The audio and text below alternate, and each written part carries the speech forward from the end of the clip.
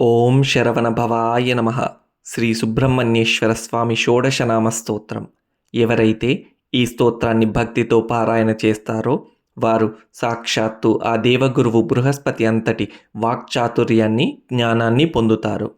ముఖంలో ఒక దివ్యమైన బ్రహ్మ తేజస్సు వెలుగుతుంది. అన్నిటికంటే ముఖ్యంగా ఒక మనిషి మనస్ఫూర్తిగా దేనికోసం ప్రార్థిస్తాడో అది ఖచ్చితంగా తీరుతుందని స్వామి స్వయంగా వాగ్దానం చేస్తున్నారు. అస్య శ్రీ సుబ్రహ్మణ్య షోడశనామస్తోత్రమహామంత్రస్య అగస్త్యో భగవాన్ ఋషిః అనుష్టుప్ ఛందః సుబ్రహ్మణ్యో దేవతా మమేష్టసిద్ధ్యర్థే జపే వినియోగః.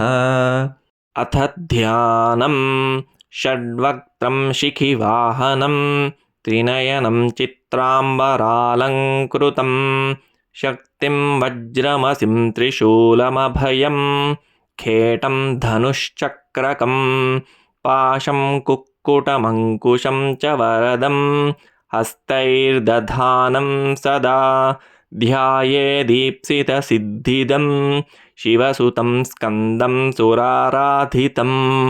ప్రథమో జ్ఞానశక్త్యాత్మా ద్వితీయః స్కంద ఏవ చ అగ్నిగర్భస్తృతీయస్తు బాహులేయశ్చతుర్థకః గాంగేయః పంచమః ప్రోక్తః షష్ఠః శరణోద్భవः సప్తమః కార్తికేయశ్చ కుమారశ్చాష్టమస్తథా నవమః షణ్ముఖः ప్రోక్తో దశమస్తారకాంతకः ఏకాదశశ్చ సేనానీః గుహో ద్వాదశ ఏవ చ త్రయోదశో బ్రహ్మచారీ శివతేజశ్చతుర్దశः క్రౌంచదారీ పంచదశः షోడశः శిఖివాహనः షోడశైతాని నామాని యః పఠేద్భక్తిసంయుతः కన్యార్థీ లభతే కన్యాం జ్ఞానార్థీ